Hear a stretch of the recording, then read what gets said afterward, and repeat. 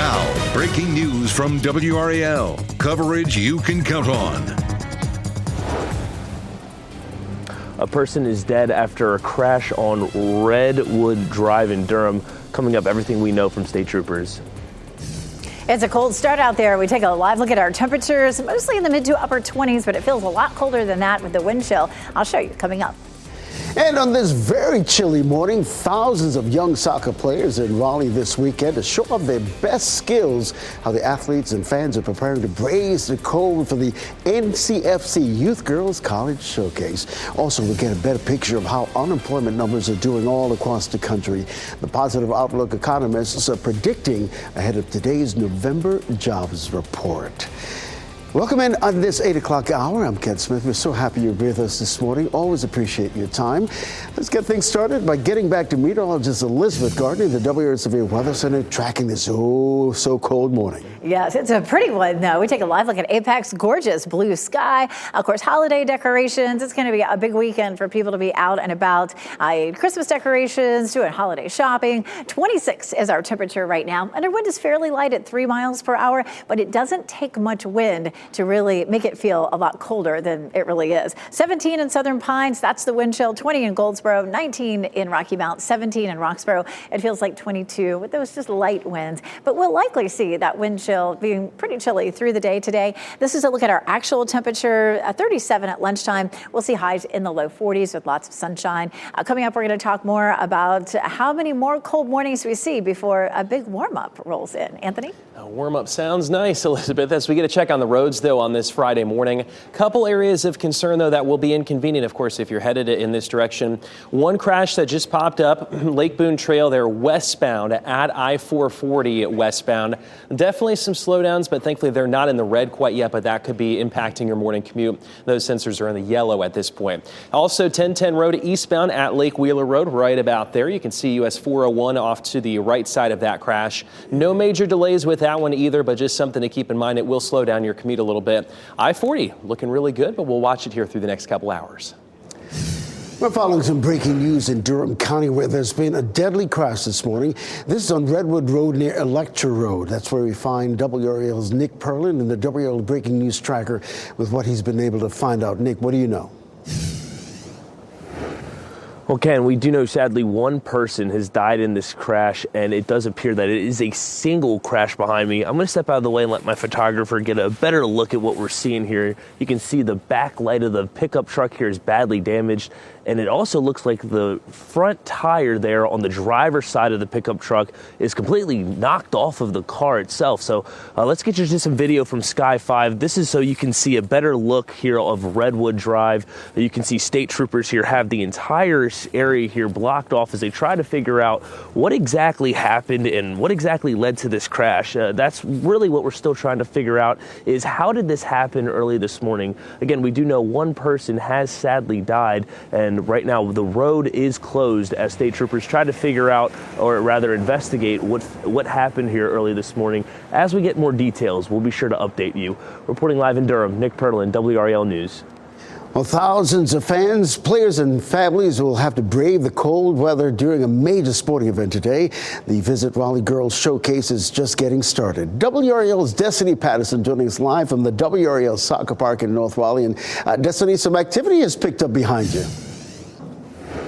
That's absolutely right. It is cold, but the spirits are high. You can see that they are right in the middle of gameplay out here. And, it really helps out the fact that they get to be active out there in these cold temperatures. But for the people who are watching, I've seen lots of people who have blankets, hats, gloves, because it's definitely important as we struggle to even hit 30 degrees out here today. This is Wake County's largest sporting event based on hotel bookings and visitor spending. Last year, the series welcomed more than 72,000 visitors. It gives these soccer players the chance to meet college coaches from all over the region and compete against teams from across the country. NCFC says athletes need to make sure that they're properly stretched and warmed up, and we saw a lot of that this morning as the athletes started to make their way in. One athlete, though, she says she's willing to brave the weather in order to reach her goals. You have to bring so many layers, and it's like there's so many things you need to bring and prepare for, and I think you just need to be like more over prepared than under prepared. For some fields, we'll delay the start, so we may not start at 8 o'clock. We may push that time so that the fields can clear up from frost. Now, there are nearly 600 teams out here that will be showcasing throughout the day at the WRAL soccer park. And the youth marketing officer that you just heard from, she says that there are also lots of trainers on site because we know in these colder temperatures that it increases the chances for injuries. Destiny Patterson, live in Raleigh, WRAL News. Well, it's not just young soccer players. The Wake County Sheriff's Office raising money for a good cause while braving the cold temperatures on the roof of a Chick-fil-A today. The Cops on Top fundraiser kicked off around 6:30 this morning. Will run until 2:30 this afternoon at the Rand Village Chick-fil-A. That's on Fayetteville Road near Garner. The Sheriff's Office is raising money for the Law Enforcement Torch Run benefiting Special Olympics North Carolina. Law enforcement officers will be collecting donations. Well, a driver is in custody after leading state troopers on a high-speed chase early this morning. Troopers tell us they tried to stop a driver going more than 100 miles per hour on I-440 around 1:30 this morning. The driver then exited it on Glenwood Avenue. That's when a trooper performed a pit maneuver to stop the car and arrest the driver. Charges are pending. Well, today we expect to see the new crime rate numbers for Raleigh Police Chief since Itzello Patterson took over that department back in 2021. We learned just yesterday that Chief Patterson will be retiring in March. She added officers to Glenwood South to reduce downtown crime. Patterson also helped reduce vacancies within the department from 150 in 2021 down now to 60. Police salaries have increased $5,000 on average. Choosing her replacement will be a major task for Mayor Janet Cowell. Well, we're working to learn who the 4 people who died in a fiery head-on crash in Wilson County. It happened on US 301 shortly before 5 yesterday afternoon near Mobley Road in Lucama. The road was closed for hours as firefighters put out flames and cleared the wreckage. Investigators say a car driving south in the northbound lane collided head-on with another vehicle. One car burst into flames, the other overturned. Well, an organized crime group may be behind porch pirates who targeted 20 Cary homes. Warrants say the group planned the thefts knowing iPhones and electronics were in those packages. This video shows a thief disguised as a DoorDash driver stealing a package minutes after it was delivered. One suspect admitted to the crime ring and saying iPhone thieves were paid up to $150 per phone. Warrants also reveal a hacker in the group had inside knowledge of AT&T deliveries. That's something cybersecurity specialist Grant Gibson calls troubling. And all it takes for a hacker is to be right once to get through the defenses, where FedEx has to be, or AT&T has to be 100% accurate to keep them out. Gibson recommends requesting a signature requirement for deliveries. 4 people facing charges in connection to the crimes. Cary police are working with the FBI and AT&T in their investigation. Well, tonight we'll see a powerful reminder of the lives lost to drunk driving. The Tree of Life Vigil will take place outside the state capitol building. This is video from last year's ceremony. A Fraser fir will be lit with 1,686 bulbs, one for each person killed in a car crash in North Carolina last year. The candlelight vigil starts at 6 p.m. this evening. This morning, we'll get a clearer idea of where the labor market is headed. The Bureau of Labor Statistics getting ready to release the November jobs report around 8:30 this morning. Economists are expecting about 17 times more employment gains than we saw in October, which was a measly 12,000. It will be the last jobs report the Federal Reserve will see before its two-day meeting starting on December 17th. Experts are betting the Fed will approve another interest rate hike. An extremely powerful earthquake hitting off the coast of California, and why tsunami warnings were sounded even though the natural disaster never developed. And a family in western North Carolina will have a warm place to spend the holidays thanks to a nonprofit. The mother and her 2 children found a place to call home after Helene. Let's welcome back meteorologist Elizabeth Gardner. Feels cold out there. This is a look at the wind chill as you're heading out the door. 17 in Southern Pines and Roxborough, 22 in the Triangle, and 20 degrees there in Goldsboro. I'll show you how many more really cold starts we have as we head into the weekend.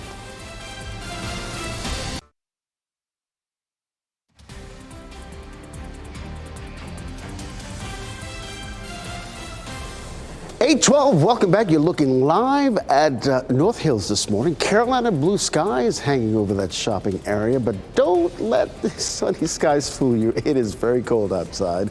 Meteorologist Elizabeth Gardner joining us now. Everywhere you turn, Elizabeth, you got to put on the puffy coat. That is the truth. It looks gorgeous out there, but you know, we had some really cold temperatures earlier in the week. It was a little warmer yesterday. We are right back into that Arctic blast. Fayetteville's looking pretty with sunshine. Apex too, all dressed up for the holidays.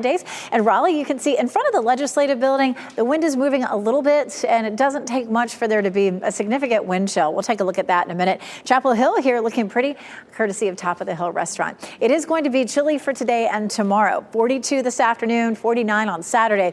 But then we're going to jump into the 60s on Sunday. If you have plans to be outside doing anything, Sunday obviously will feel more comfortable. That's going to be the good day to get outside. This morning, our wind chills have been in the teens in most places. At lunchtime, it's still going to feel like freezing, and then just mid-30s this afternoon. We'll see those low 40s, which is still really chilly, but feeling like 30s for us all day. Another really cold night tonight, 17 Southern Pines, 21 Fayetteville, 20 in Durham, and in Rocky Mount, and 21 in South Hill.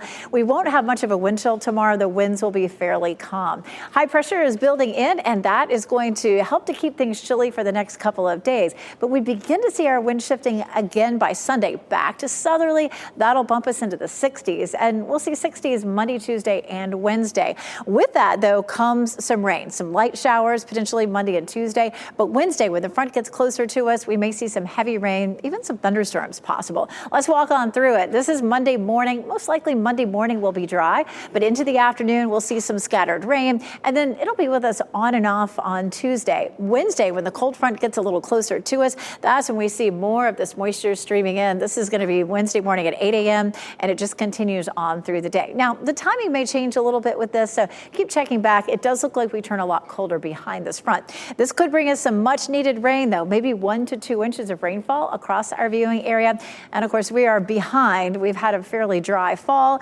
Most of the state under a moderate drought, and that includes our viewing area as well. This week's drought monitor came out, and it just continues to look worse and worse. We are back into that wet pattern Monday, Tuesday, and Wednesday with the warm temperatures to go along with it. Anthony? Check on the roads this morning, Elizabeth. Here's a look at the major approaches into the city of Raleigh. A couple areas to tell you about right now. Excuse me. US 1 south there from Wake Forest, about a 9-minute delay currently. Not huge, but enough for sure. If you're headed out, that will cause some problems for you. I-40 eastbound, about a 2-minute delay from I-885. Several minor crashes around the area, but those are the ones, at least the major approaches I want to make you aware of as far as the delay is concerned. Heading over to Durham, also no major issues there. You can see about a 2-minute backup on 501 southbound from Infinity Road. Otherwise, those other major approaches are in decent shape. Anthony, thanks. Well, it's been a snowy week in Erie, Pennsylvania, and there's no relief in sight. The National Weather Center says the area could get up to 18 inches of new snow as blizzard warnings remain in effect through Saturday. Whiteout conditions and gusty winds forced school cancellations yesterday. Crews were out in force trying to rake snow from buildings across the city as there are concerns about roofs collapsing under the weight of that snow. Well, one of the strongest earthquakes in California's history did not generate a tsunami warning after it was issued. Preliminary data gives the earthquake a magnitude 7.0 of the Richter scale to the coast of Northern California and Oregon. 3,000 customers were without power in one county. It has since been restored, though. The U.S. Geological Survey says they have not received reports of landslides or significant damage at last check. Overseas now, South Korea's ruling party leader says President Yoon Suk Yeol needs to be removed from power for trying to impose martial law. The leader of the right-wing People Power Party told reporters today he had received credible evidence that Yoon had attempted to use troops to arrest key political figures during the short-lived martial decree on Tuesday. This comes during fears that Yoon could potentially declare martial law again, which the acting defense minister has denied. Lawmakers will vote on a motion to impeach the president as early as tomorrow. French President Emmanuel Macron is vowing to stay in office until the end of his term. During an address to the nation last night, he announced he will name a new prime minister within days after the resignation of ousted Prime Minister Michel Barnier. The no-confidence vote against Barnier marks the first time a French government has been toppled in more than 60 years. Macron blamed his opponents on the far right for bringing down the government. New this morning, we now know the names of the victims of the shooting Wednesday at a Northern California elementary school. Investigators say the two kindergartners, 6-year-old Roman Mendez and 5-year-old Elias Wolford, are in the hospital in critical condition.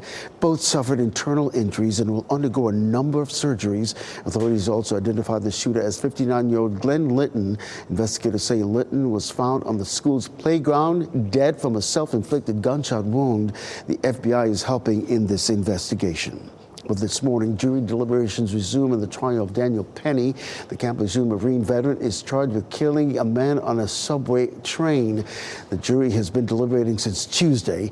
They will determine if his actions were justified or if he went too far when he put Jordan Neely in a nearly 6-minute-long chokehold. Neely died after the encounter. Prosecutors argued Penny had the right intentions but went too far. The defense says Penny was responding to a threat and Neely died from a combination of factors. With 7 people who live in the Lake Royale community in Lewisburg reached out to WRAL with concerns about water outages they've been dealing with for years. They say they've resorted to stocking up on bottled water after being out for days at a time. For years, they say they've reached out to Redbird, the water company, with their concerns, but have not had any luck whatsoever. We've reached out to Redbird with several questions about why the outages occur and what is being done to fix them. We're waiting to hear back. Well, a dog is reunited with its owner after it was missing for more than 2 months. WRAL's Kelsey Coffey explains how a group of strangers worked together to bring that dog home. Dakota here was reunited with his owner after going missing for more than 60 days. So it took 5 strangers, 3 hidden cameras, and a whole lot of meaty treats to get him back home. Go, Dakota! Go, Dakota! It's a bond that can never be broken. An owner and their beloved pet. For Sherry Codwell, losing her sweet boy Dakota was a living nightmare. She says she left Dakota with a sitter while she was out of town. The sitter calls and says, hey, Dakota got away, ran off on our morning walk, and he wouldn't come back. Weeks later, an unlikely group of strangers stepped in to help. One of those strangers, Kelly Walsh, spotted Dakota in her backyard miles away. And he was on the far side in the middle. After that, trained animal rescuer Jackie Larson joined the search crew. Let's set up a feeding station here, meaning food and water, and a hunting trail camera, which works anywhere without Wi-Fi. And there he was, Dakota, spotted on camera. And I'm like, oh my God, that's my dog, that's him. Got shocked. A few days later, Codwell reunited with her sweet boy. A moment she'll cherish forever. Come on, boy. Codwell tells me she used social media sites like Nextdoor to put neighbors on alert. That led to social media posts about possible sightings on doorbell camera video, and ultimately it led to Dakota coming back home. Kelsey Coffey, WRAL News in Cary. What a gift. Well, some families in Western North Carolina who lost everything to Helene getting a helping hand. One mother in Hendersonville lost her home and didn't have anywhere else to go. She and her family stayed in their car and with friends while trying to figure out their next move. That's when the nonprofit Emergency RV heard about her story and posted it on social media. At that point, the wife of former NASCAR driver Corey Gibbs saw it and felt she had to help. To make it as easy as I can for her and everything that she's gone through, everything her kids have gone through. We don't have to have a cold Christmas, I didn't know where we was going to spend our Christmas. We have to remember our neighbors in the mountains when we experience these cold temperatures. Emergency RV says more than 700 people in Western North Carolina are right now on their wait list.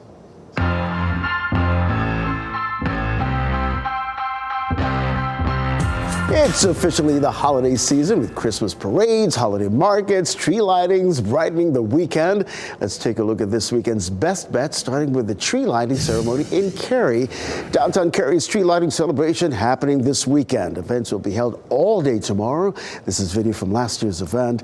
There will be food trucks, ice skating, and lots of performances. The official tree lighting happens at 6 tomorrow evening. Roads in downtown Cary will be closed throughout the day. The event is free and open to the public public. WRAL's Deborah Morgan will MC that event.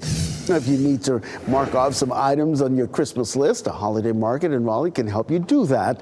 The Jolly Raleigh Holiday Market is happening tomorrow at the Raleigh Iron Works. The event is the perfect opportunity to sip and shop locally. It is free to attend and is open from noon until 6 tomorrow evening. If you want some holiday-themed entertainment this weekend, you've got a few options. Tonight through Sunday, Ira David Wood III's musical comedy adaptation, A Christmas Carol, returns to the Martin Marietta Center for the Performing Arts. There are 4 performances scheduled. Tickets are still available for all shows. They start at $30. Tomorrow, the Cary Ballet will perform the holiday classic, The Nutcracker. It's also happening at the Martin Marietta Center for the Performing Arts. There are 2 performances happening at 1:30 and 5:30. Tickets are available starting at $45. Now, for more on these events and others, just head to WRAL.com and search Out and About. Well, the search is on for UNC's next head football coach. Find out which high-profile names are reportedly in the running.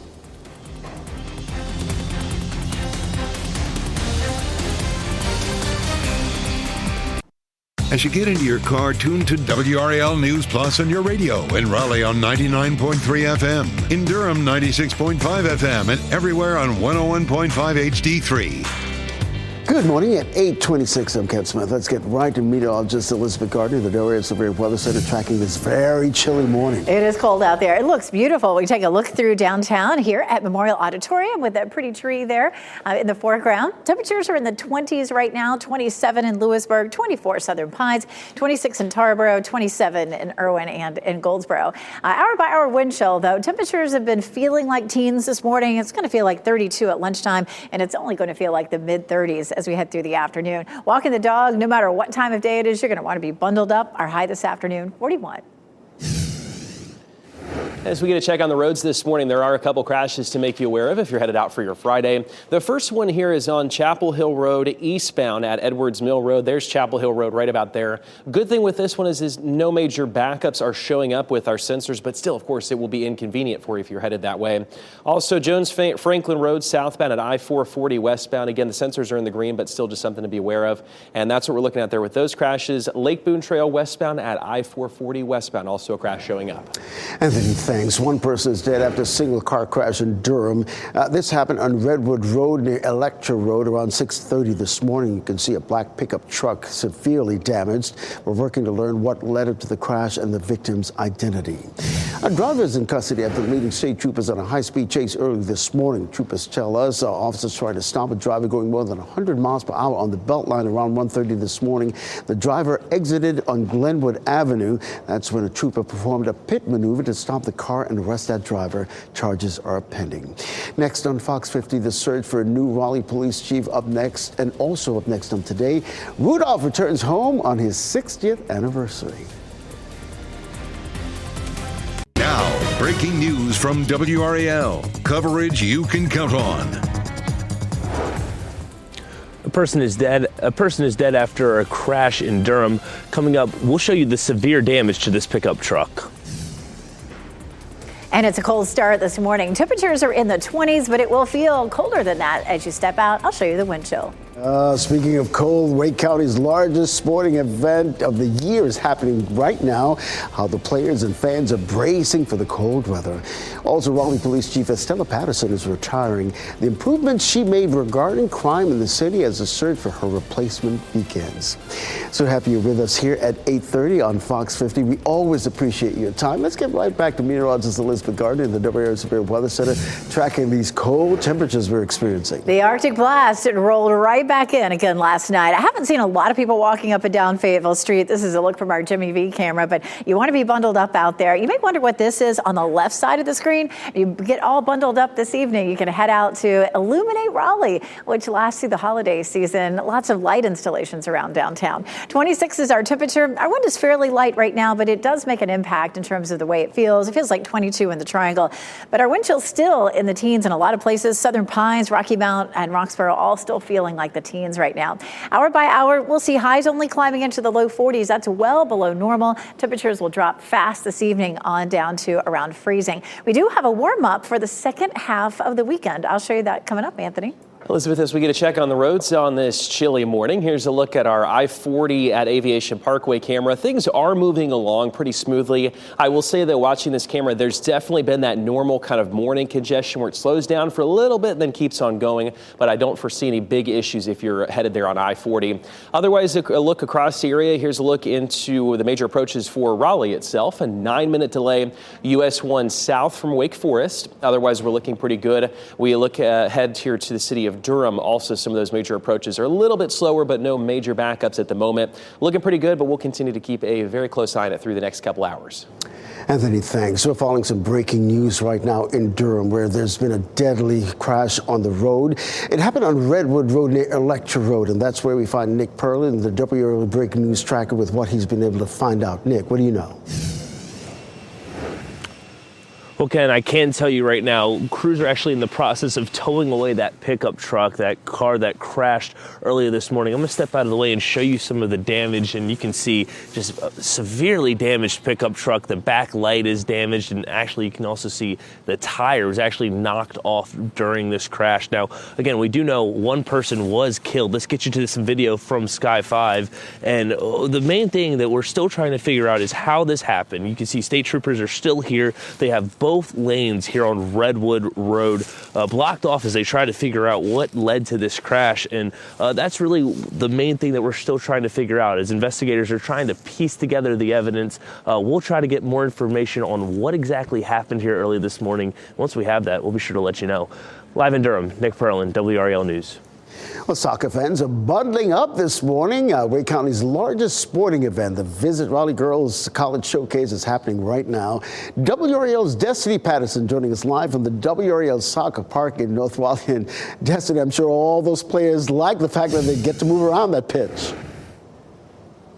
Yeah, I mean, it is definitely very cold out here this morning, but spirits are still very high. I mean, luckily for the players out here, staying active definitely helps. But for the people who are out on the stands, who are watching their players, they are bundled up in blankets, lots of hats and gloves.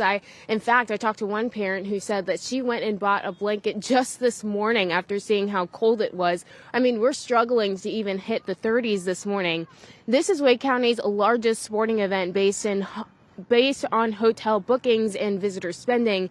Last year, the series welcomed more than 72,000 visitors. It gives these young athletes a chance to meet college coaches from all over the region and compete against teams from across the country. But as you heard, very, very cold out here. The NCFC youth marketing officer says they have trainers who are standing by. And I think for most athletes here, sometimes cold weather can result in more injuries. And so we're just going to make sure that they know that it's going to be cold and that they're going to be warming up.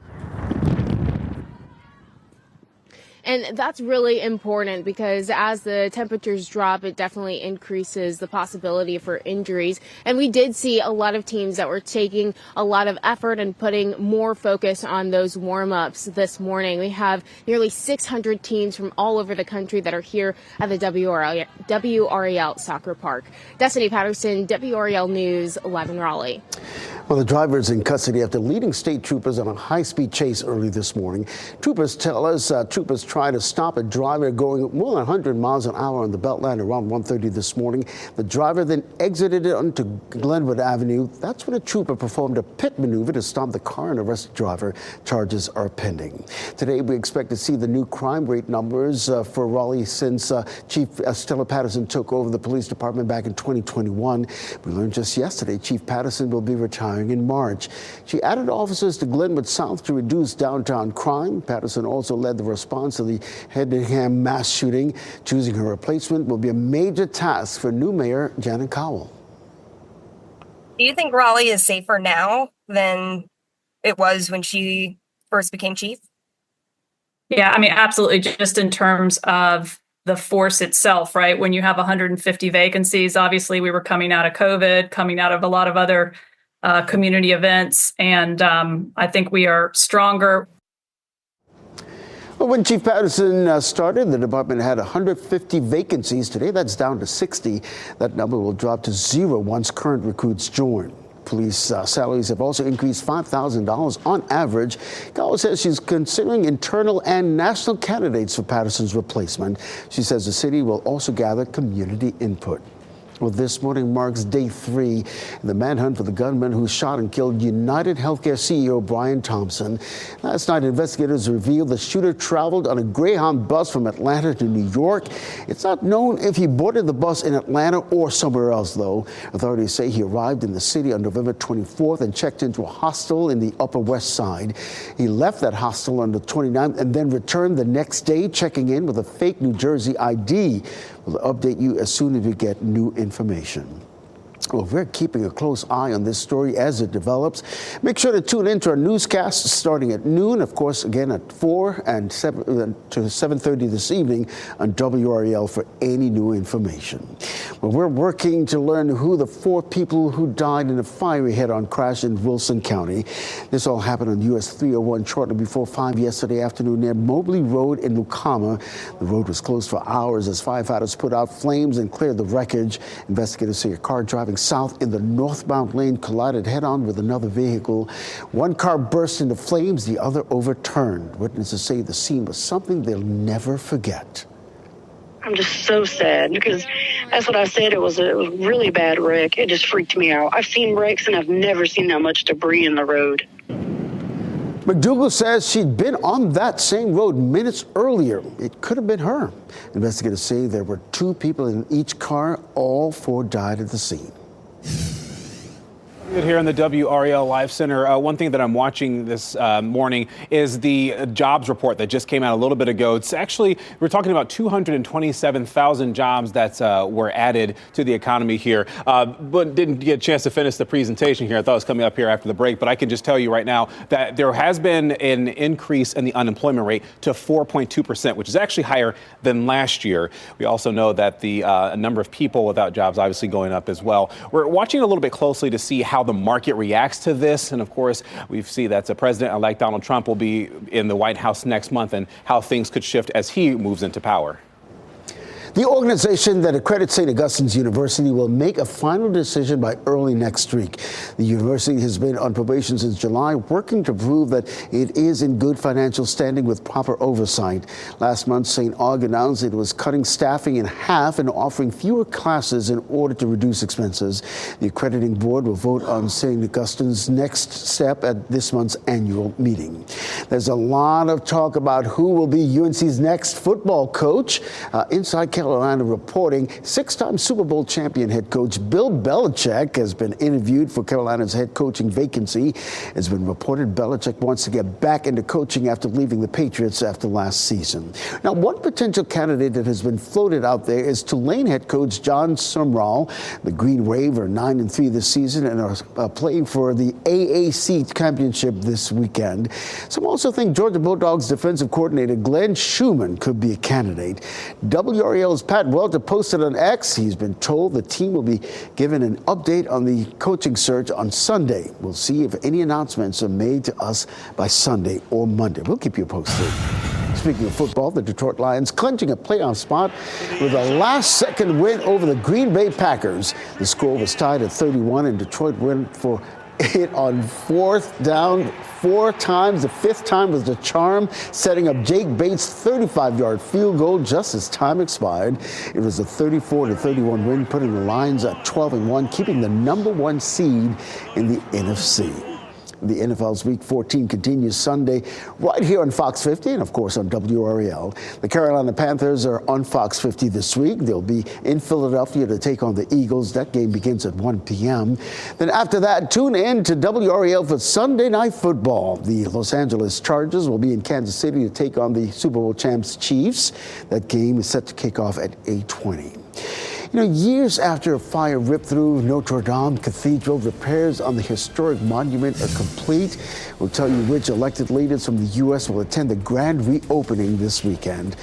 And Jamie Foxx opening up about his recent health scare in an all-new comedy special, how the actor is setting the record straight about the health crisis. As we head to break, I want to give you a live look at Southern Pines. And this morning was the coldest start we've seen since the start of the year. Meteorologist Elizabeth Gardner explains why temperatures won't warm up much today. That's all just ahead.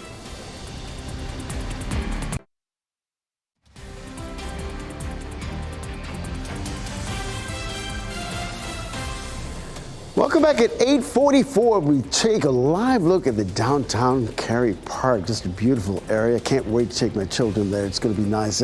Listen, you look out the window, you see it's nice and sunny, but it is cold out there, so make sure you grab the coat as we check in with meteorologist Elizabeth Gardner. Yeah, we're going to take a live look at Durham right now. Lots and lots of sunshine. Our skies are going to be nice and clear and sunny all the way through the weekend. And we're going to see a big change in our temperatures by the time we get to Sunday. But here's a live look, of course, at Lucky Strike Tower. If you're out and about in Durham, you'll see this all lit up through the holidays, all the way into at least the first of next year. It's a pretty sight out there. 26 is our temperature in Durham right now. We're going to start to climb on up into the 30s and then only into the low 40s this afternoon. It's just going to be chilly.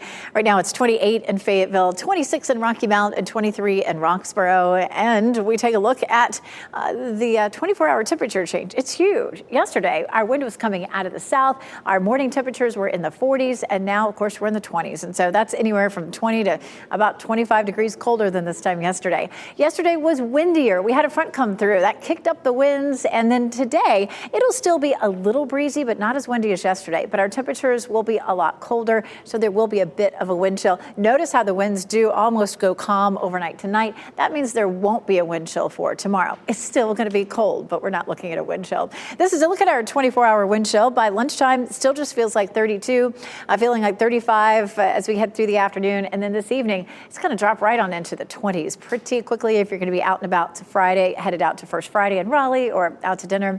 It's going to feel like the 20s.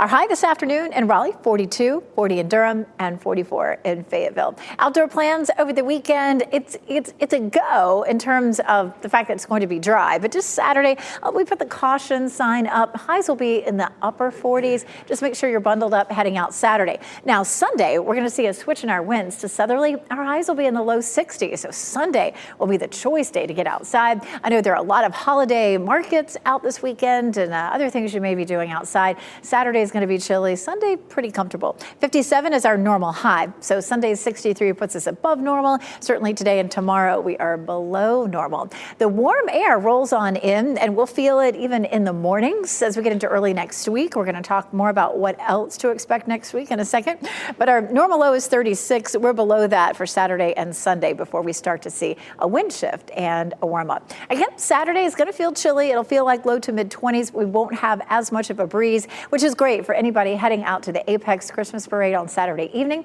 Temperatures will be upper 30s to low 40s. Still chilly, but not a lot of wind.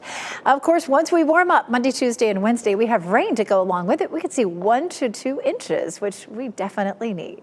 Absolutely, Elizabeth, thanks. Well, this Texas man is charged in the deadly shooting of his son with special needs. Authorities say Michael C. Howard, an attorney in Houston, is accused of killing his 20-year-old son with Down syndrome Sunday night. Howard told investigators he'd mistaken his son for an intruder and that is, quote, a horrible accident. However, the sheriff's office says Howard did not notify them until the following day after he had taken his son's body to a remote location. That's where investigators say he burned that body, calling it a cremation. Howard has been charged with murder and tampering with evidence. Well, after the fire in 2019 that threatened to destroy Notre Dame Cathedral, the Parisian landmark will reopen its doors with ceremonies and celebrations beginning this weekend. Jay Gray is in Paris for all the festivities. As the world watches in stunned disbelief, flames swallowed the iconic cathedral, the central spire crumbling into ash. Much of the 860-year-old structure gutted. It felt painful to watch, but we knew they'd rebuild it. To see it now is amazing. More than 5.5 years later, thousands are gathering again at Notre Dame, celebrating what many call the rebirth of this historic landmark, brought back to life by nearly 2,000 construction workers, craftsmen, and artists from across the globe. I am so excited to see it open. Such a big part of our world, Notre Dame. The official reopening of the cathedral marked by ceremonies and religious services, including Sunday, when dignitaries, heads of state, and celebrities will join the faithful and more than 150 bishops from around the world during an evening mass led by Paris Archbishop Laurent Ulrich. Brings hope. Paris deserves that. Before the fire, it was the most visited site in Europe, with 12 to 13 million tourists each year. As Notre Dame reopens now, officials are extending visiting hours until 10 each night, expecting 15 million or more in just the next few months, with as many as 40,000 a day touring the refurbished cathedral. And that was Jay Gray reporting. Well, back here at home, Durham is feeling the Christmas spirit. The Cirque du Soleil's Twas the Night Before show is officially running at DPAC. Last night was opening night, and they opened to a standing ovation. WRAL crews got a behind-the-scenes look as artists prepared for that show. It's the production's first holiday show based on the poem A Visit from St. Nicholas. Cast member says the show brings back many memories of his own childhood. Well, honestly, growing up, me and my family were a huge fan of Christmas. So being a part of a really Christmas production and getting to celebrate this year after year has been really, really special. Families come every year. This is my second year.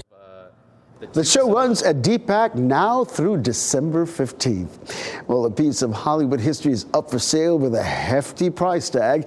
The red ruby slippers worn by Judy Garland in 1939's Wizard of Oz have surpassed $1 million. The slippers were stolen from a museum in Minnesota and recovered by the FBI years later. They're one of 4 sets used in the film, including a pair on display in the Smithsonian. Initial bids for this pair started at $500,000. The final auction will be held tomorrow. Well, you may have the chance to play Dolly Parton in her upcoming musical. The country music icon is holding an open casting call for her Broadway play, Dolly, an original musical. She's looking for actors, both experienced and inexperienced, to play her through all stages of her life. The play will include music written by Dolly Parton herself. Actors can sign up at dollypartonmusical.com to submit their audition. Finalists will be chosen for in-person auditions. That should be a treat. Hollywood is handing out honors as award season gets underway. Also, look at Jamie Foxx's Netflix special. Here's Ashley Dvorkin taking a spin around the Hollywood nation. Fox's return to the stage and award season honors for the big and small screen are in today's Hollywood nation. Are people born wicked? The American Film Institute released its list of 10 best films and TV series of the year. Among the top 10 movies are Wicked, which was also recently named the best film of 2024 by the National Board of Review, as well as fellow blockbuster Dune Part 2 and smaller independent films like Anora, led by Mikey Madison. Honorees will gather at an annual private luncheon in Beverly Hills January 10th. War is coming. TV nominees have been announced for the 30th Annual Critics' Choice Awards. The FX Hulu historical epic Shogun leads with 6 nominations. Following that, with 4 nominations each, are ABC's Abbott Elementary, the Apple TV Plus series Disclaimer, award-winning HBO Max comedy Hacks, and the HBO Max Gotham story The Penguin. Netflix's recently returned for Season 2 show The Diplomat, and the FX Hulu vampire mockumentary What We Do in the Shadows. The Critics' Choice Awards air live on E! Sunday, January 12th. And I'm so glad to see y'all here. In today's First Looks, Netflix released a trailer for Jamie Foxx, What Had Happened Was. It's Foxx's return to the stage following his 2023 hospitalization. In the special, he tells his story, expresses gratitude to those who supported his recovery, and sends a thank you to fans. It premieres December 10th. What had happened was... A lot of people will be looking at that and trying to figure out what happened to Jamie Foxx. Well, that was Ashley Dvorkin reporting. By the way, Foxx was filming the upcoming movie Back in Action when he collapsed. That premiere will happen on Netflix January 15th. Lots more to get to after the break. But as we head to break, here are your winning lottery numbers.